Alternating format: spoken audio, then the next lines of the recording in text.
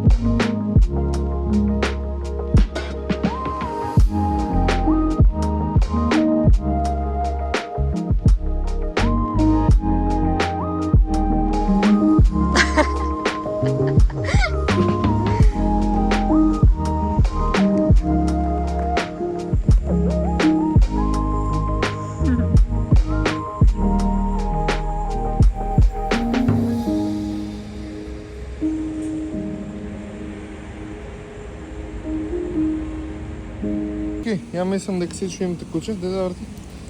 Нема да ви кошта нищо да си купите едно вакуум. Кога кучето че ви оде в ВЦ, кај Джули? Джули, ајде!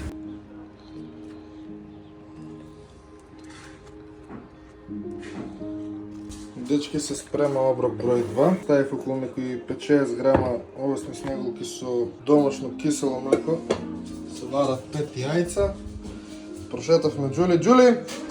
Джули! Злато.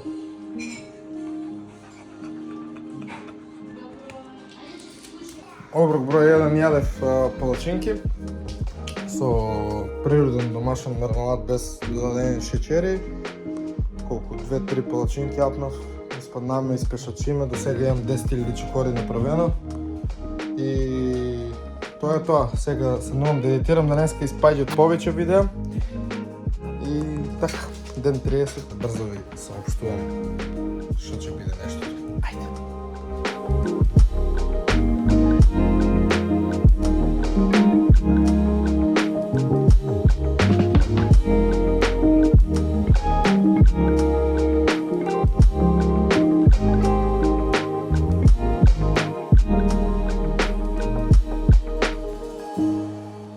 Това фактички ќе дојде крајот на влогот.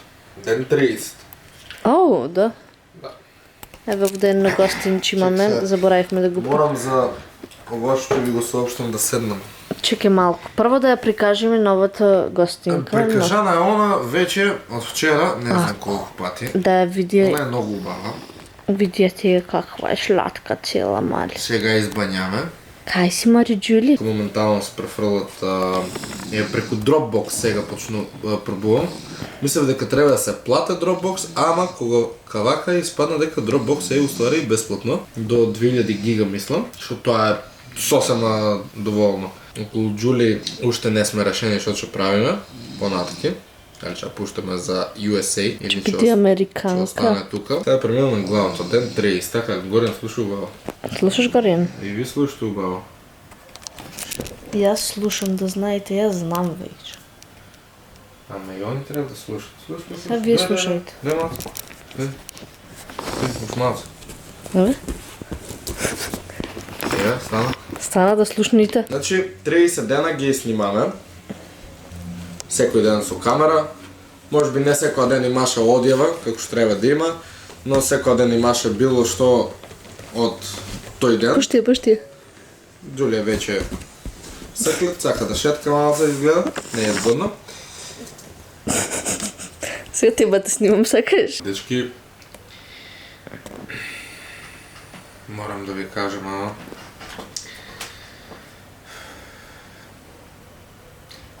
снимаме 100 дена, уште 70 дена, а? Точно така.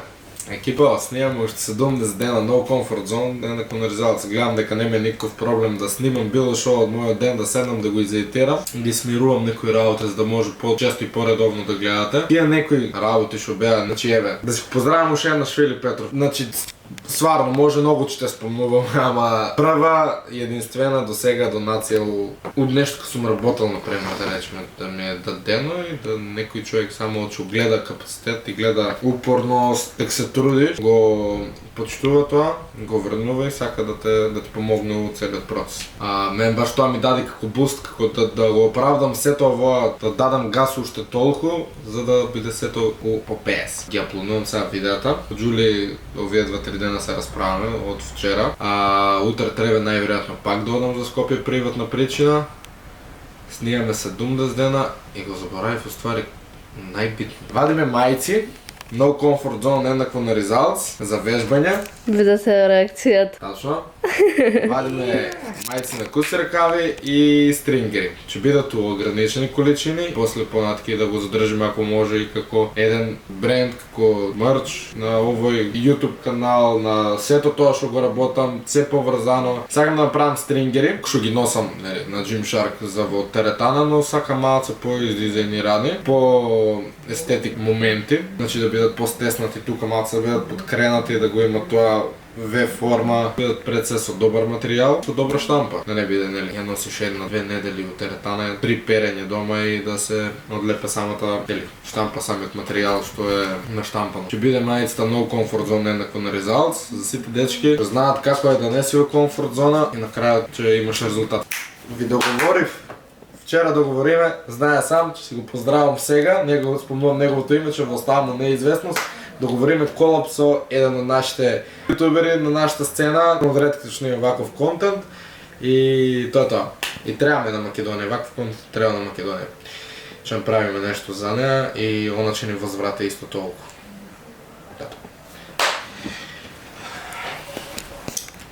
Уживе во видеото и се гледаме утре од ден 31. No comfort zone еднакво на results. Требаш 30 дена, одиме 100 дена до почеток на октомври, како што рачунам, до 3-4 октомври треба да снимаме. На момент се прашувам дали ќе можам. Знам дека ќе можам.